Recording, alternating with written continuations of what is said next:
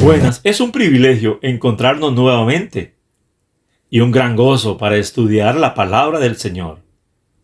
Traigamos a nuestra memoria lo que ha estado ocurriendo en esta última semana, antes del desenlace del servicio de Jesús, dando su vida en rescate por nosotros, muriendo en la cruz.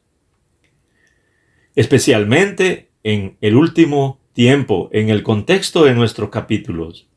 Los líderes religiosos abiertamente no aceptaban la autoridad de Jesús, siendo silenciados por él, con la pregunta sobre el bautismo de Juan y la narrativa de la parábola de la viña. Esta vino a provocar reacciones muy fuertes en ellos, sosteniéndose por su temor a la multitud. Los líderes religiosos estaban decididos a prender y destruir a Jesús. Nuestro pasaje de estudio de hoy es Marcos 12, 13 al 17, con el tema Una trampa para Jesús. En nuestro pasaje de estudio, veremos cómo dos grupos rivales del judaísmo se unieron para presentar una pregunta sobre un tema que mantenía dividida la sociedad judía. El propósito era enfrentarlo con las multitudes o con el poder político de Roma. Pero Jesús no cayó en la trampa. Respondiendo sabia y contundente, recibe más reconocimientos y por ende autoridad.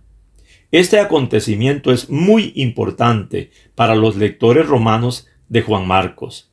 Les indicaba que el cristianismo no apoyaba la deslealtad al Estado. Acompañemos a Juan Marcos ante esta interrogante, que es de mucha actualidad en nuestros días, y demos a César lo que es de él, y a Dios lo que es de Dios.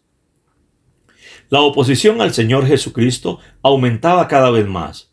Sucedió entonces que los líderes enviaron a algunos para que le sorprendiesen, tal como los animales se atrapan en las trampas.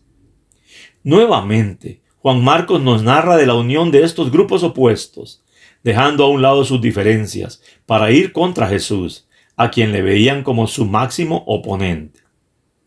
Uno de esos grupos es los fariseos, de los principales grupos de las sectas religiosas del judaísmo, que se caracterizaban por su patriotismo y por ser estrictos defensores de los principios de la ley de Moisés y otros ritos y costumbres conforme a la tradición de los ancianos. Fueron críticos declarados de Jesús, quienes desafiaron su autoridad divina. En cierto sentido representan a este respecto al judaísmo en su mayoría, haciendo salvedad de unos pocos que se relacionaban amistosamente con Jesús. El otro grupo que nos dice Juan Marcos son los herodianos. Ellos constituían un partido político que apoyaba y servía al gobierno de Roma y a la dinastía de Herodes, simpatizando además con los valores de la cultura helenista, el arte, la arquitectura, el atletismo, sobre todo sus filosofías. Se une el poder religioso y el político contra Jesús. Su propósito es deshacerse de él. Ellos no deseaban aprender de Jesús, ni tampoco tenían un deseo genuino de resolver alguna cuestión ética o moral de lo que les preocupaba. Ellos tenían otras intenciones.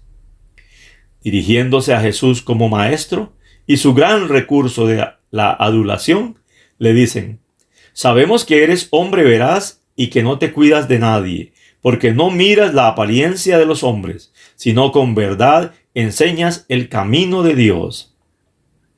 Ellos reconocían que Jesús era un maestro que enseñaba el camino de Dios con verdad, que era honesto e imparcial, y que no buscaba el favor de nadie, porque él no miraba la apariencia de los hombres, a todos les trataba por igual. Con toda razón, siendo Jesús eso y más de lo que ellos decían.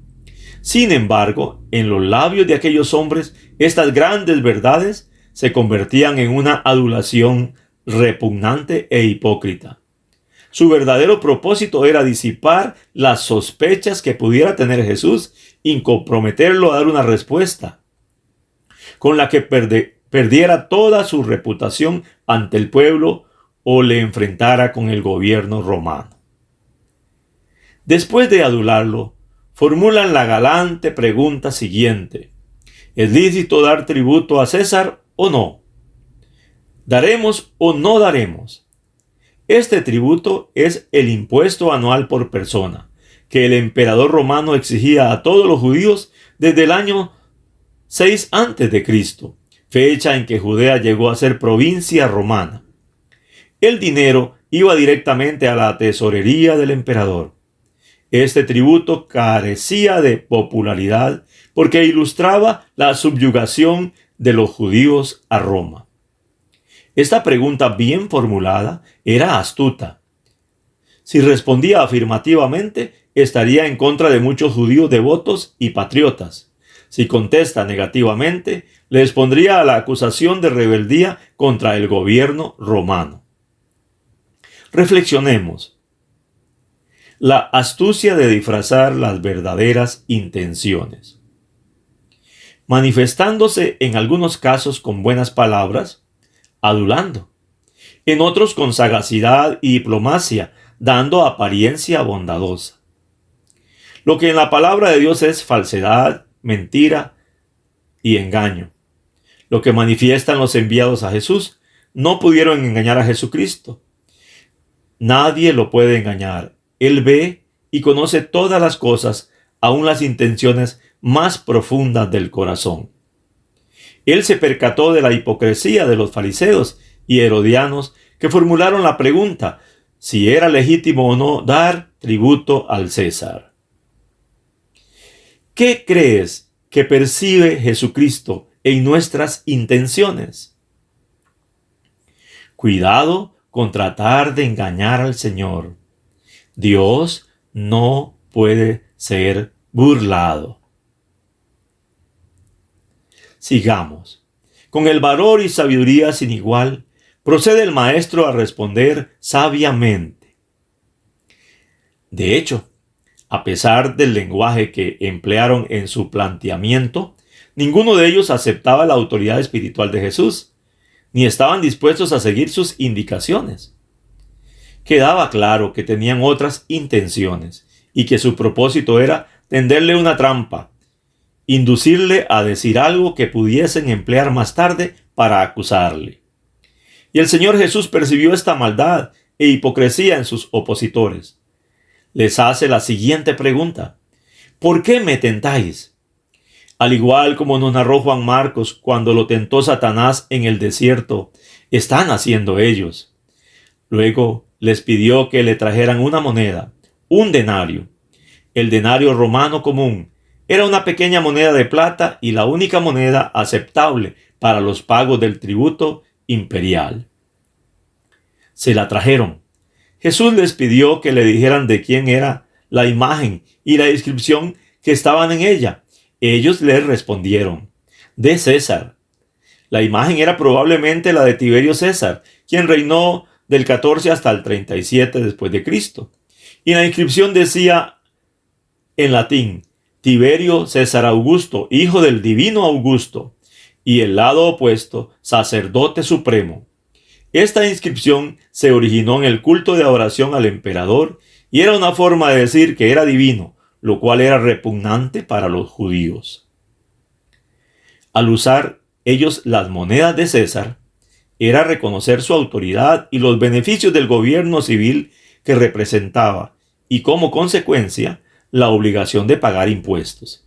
Así que Jesús les responde diciendo lo siguiente: dad a César lo que es de César, y a Dios lo que es de Dios. Este tributo era una deuda que ellos tenían con César por usar su dinero y por los beneficios que obtenían de su gobierno.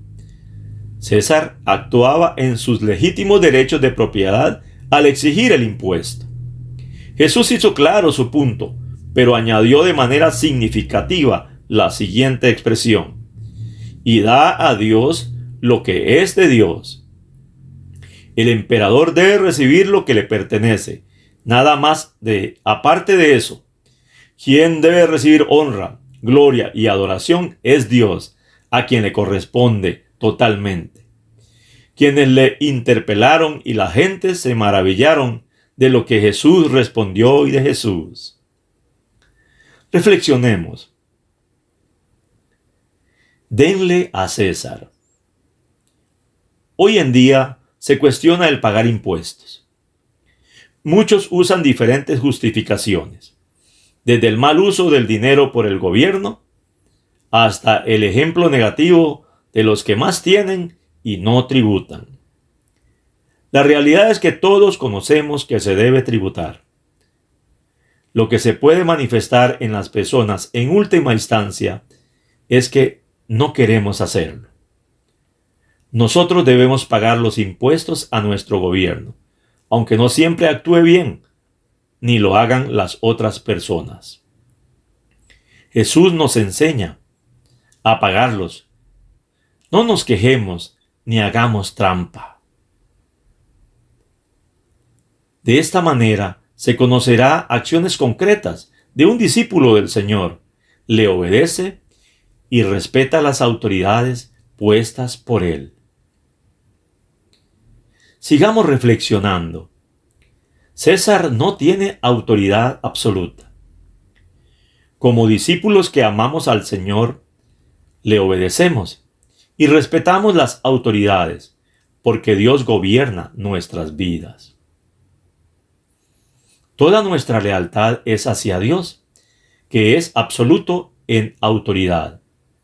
El Estado no puede legislar a quien adoramos, quien gobierna nuestras conciencias, o quien constituye la máxima autoridad en nuestras vidas. Como hemos visto en la inscripción de la moneda, el emperador pretendía gobernar también en el ámbito espiritual.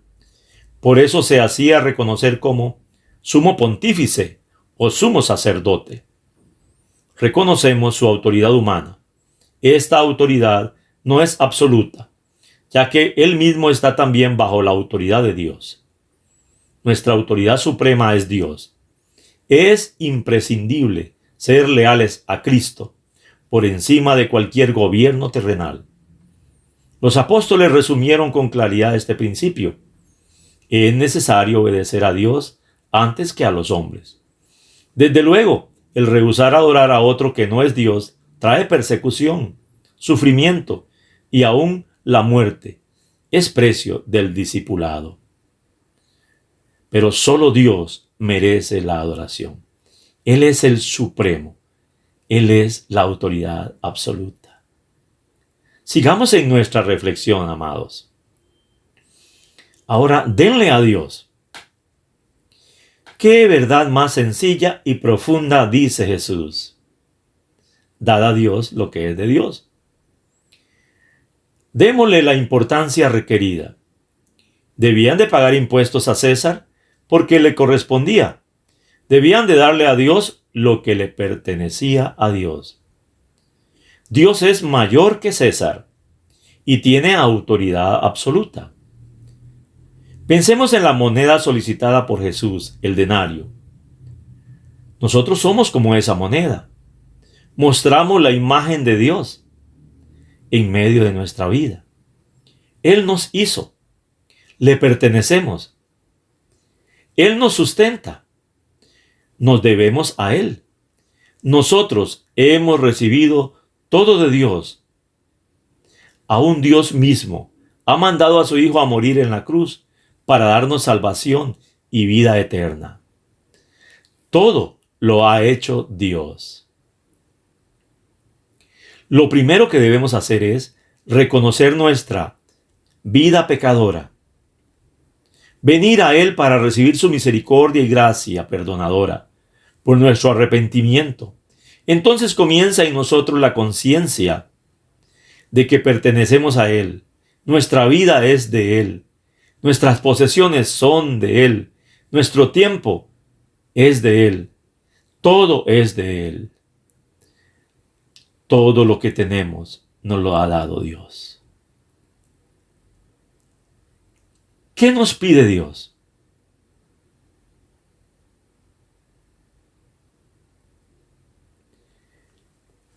Él nos pide que le reconozcamos.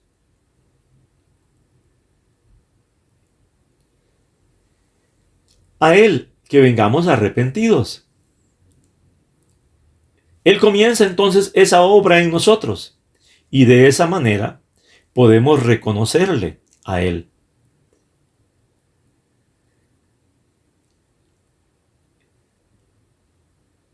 Y estar dispuestos a darle a Él todo gustosamente, con una actitud de agradecimiento. Dios nos ha hecho, nos ha sustentado, nos ha dado la obra maravillosa de su amor a través de Jesucristo que vino a la cruz. ¿El que nos pide ahora? Que regresemos, que le tengamos a Él como el absoluto en medio de nuestras vidas, que le glorifiquemos en nuestro estilo de vida. Y ese estilo de vida como discípulos es que obedezcamos, que paguemos los impuestos, pero más que eso, que reconozcamos su autoridad absoluta en nuestra vida. Y que siempre manifestemos esa disposición a darle a Él todo gustosamente, con una actitud de agradecimiento. Se les ama. Dios les bendiga más.